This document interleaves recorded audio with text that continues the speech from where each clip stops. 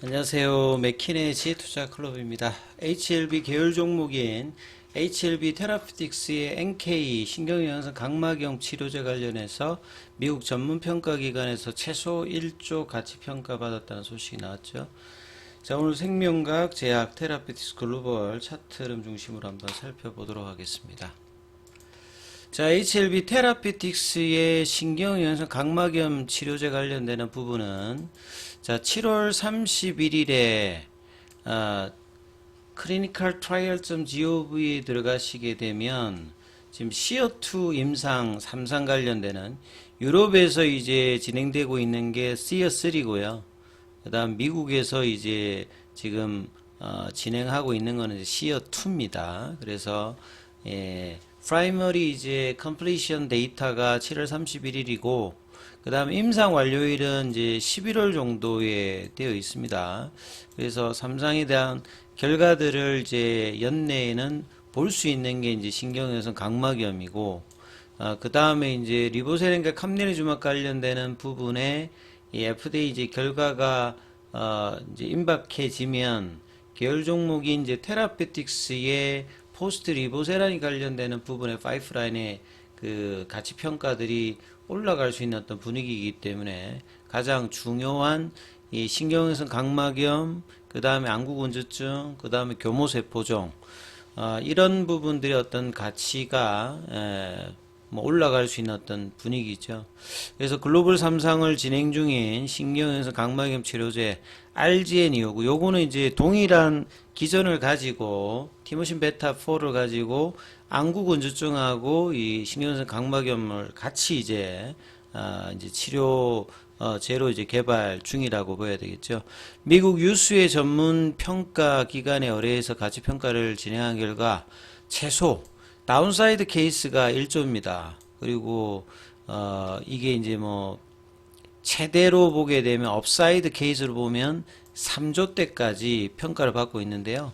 과거에 이제 이 티모신 베타로 안구건조증 관련되는 부분에서 이제 미국 FDA다가 이제 허가 과정에서 그때도 이제 높은 가치 평가들의 평가를 받으면서 임상 관련되는 부분에 어떤 권유를 받았던 물질이거든요. 그래서 미국과 유럽에서 이 3상을 두 개가 지금 동시에 진행 중이기 때문에 미국 쪽에서는 올해 말, 빠르면 이제 유럽에서도 임상 3상 시어3가 뭐 끝날 수 있다. 그래서 보통 눈 관련되는 부분의 임상은 다른 어떤 치료제 임상보다는 그렇게 길게 가지가 않습니다. 보통 이제 글로벌 임상 같은 경우에는 시간이 뭐 이렇게 한 2, 3년 정도 대규모 이제 인원을 가지고 하기 때문에, 근데 눈 같은 경우에는 여러 번 이제 임상을 FDA에서 이제 공고를 하면서 객관적인 어떤 부분과 주관적인 부분들을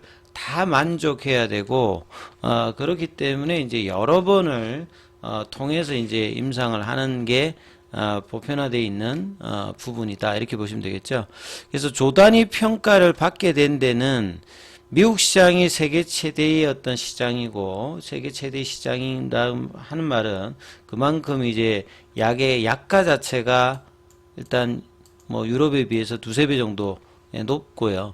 그 다음에 이제 이 성장성 관련되는 부분, 안질환 관련되는 부분들은 이제 고령화와 더불어서 같이 뭐 발생하는 어떤 질환이기도 하고요. 그 다음에 이제 이 노령화에 따라서 관련되는 질환들이 많이 생기는 어떤 부분이라 보시면 되겠고요. 지금 현재 이제 NK 치료제로서 승인받은 제품이 이탈리아 돈페사의 그 옥서베이터거든요. 여기는 이제 뭐 2달 가까이 하면서 냉장 보관도 해야 되고, 그 다음에 치료 비용이 1억이 넘어갑니다. 굉장히 이제 고가인 반면에 알제니오 같은 경우에는 투여 기간이 한 달 정도고요. 상온 보관도 가능하고 일회용 저만제 형태로 투여 방법도 굉장히 이제 간편하기 때문에 환자 편의성도 높다라고 보셔야 됩니다.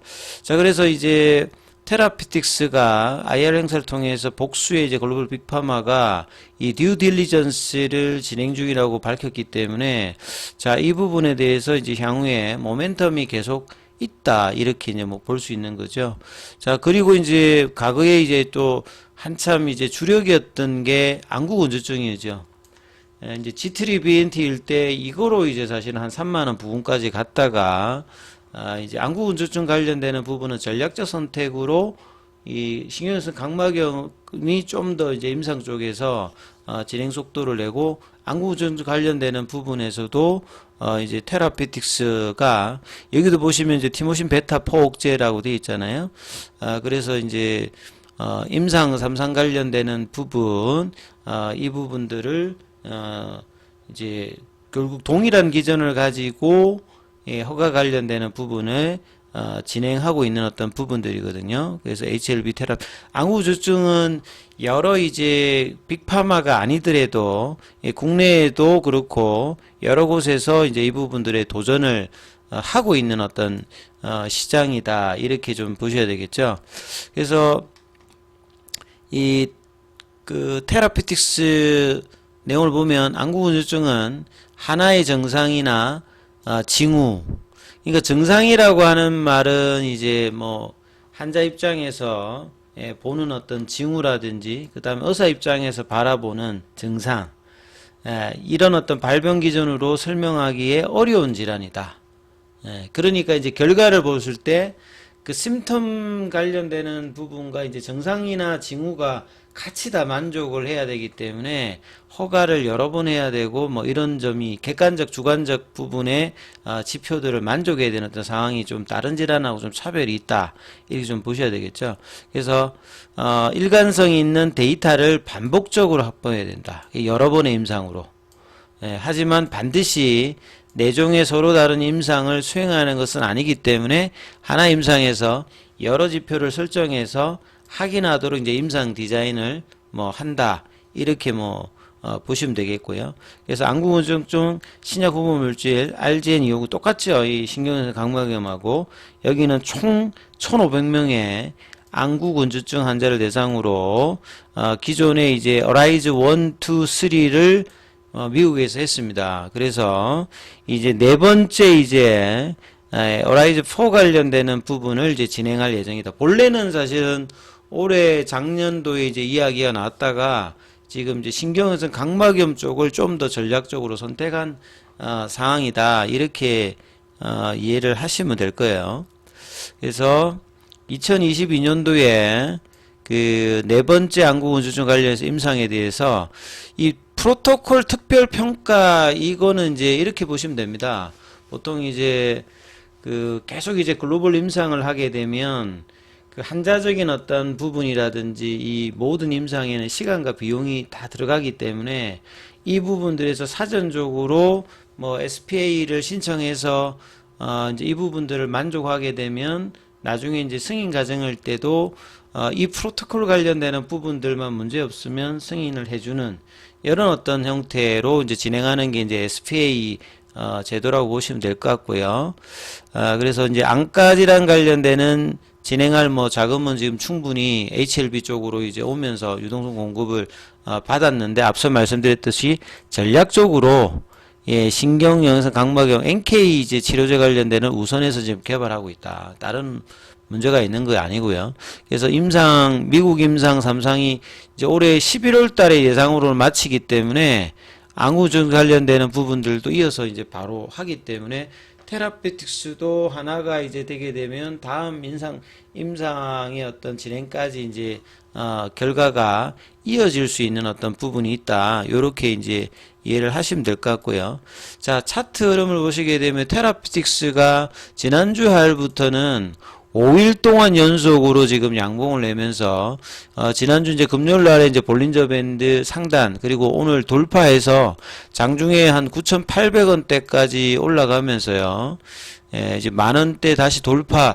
이제 7월 10일에 이제 1180원이니까 이번 주에 이제 이 흐름을 넘어갈 수 있는 흐름에 대한 어떤 기대감도 나오고 있고, 그래도 이제 오늘은 지난주보다 그리고 8월 달보다는 가장 크게 나오면서 130만 주대 일단 거래가 나왔기 때문에 거래가 일단 나오는 부분들은 굉장히 좀 긍정적이면서 HLB 그룹주들의 어떤 이제 순환매도 선도를 하는 모습이었죠. 생명과학 같은 경우는 이제 21위 평에서 위에 이제 돌파 시도를 하면서 오늘 추세 전환 시그널이 일단 나왔습니다만 이 거래량 자체가 이제 금요일날 43만 주 오늘 45년 조금 늘어났습니다만 몸통을 만들어내지는 못했고요. 제약은 거의 뭐 HLB하고 동행하는 흐름에서 이제 21일평 위에서 도치형 캔들로 강보 압수의 흐름을 보였고, 자, 글로벌 같은 경우에도 이제 21일 이평선 돌파 시도를 하면서 이 추세 지표는 상승으로 돌렸습니다. 전반적으로 조금씩 뭐 강하지는 않습니다만 이제 흐름을 만드는 흐름들은 계속 보여주고 있고요. 이노베이션 같은 경우도 21일평을 올라오면서 거래는 이제 지난주 금요일보다는 늘었습니다. 그 다음에 이제 바이오스텍 같은 경우에도 5거래일 연속으로 올라오면서 21일 평선과 이제 추세 지표 일봉상의 파라볼릭의 상승 추세 전환을 보였고요.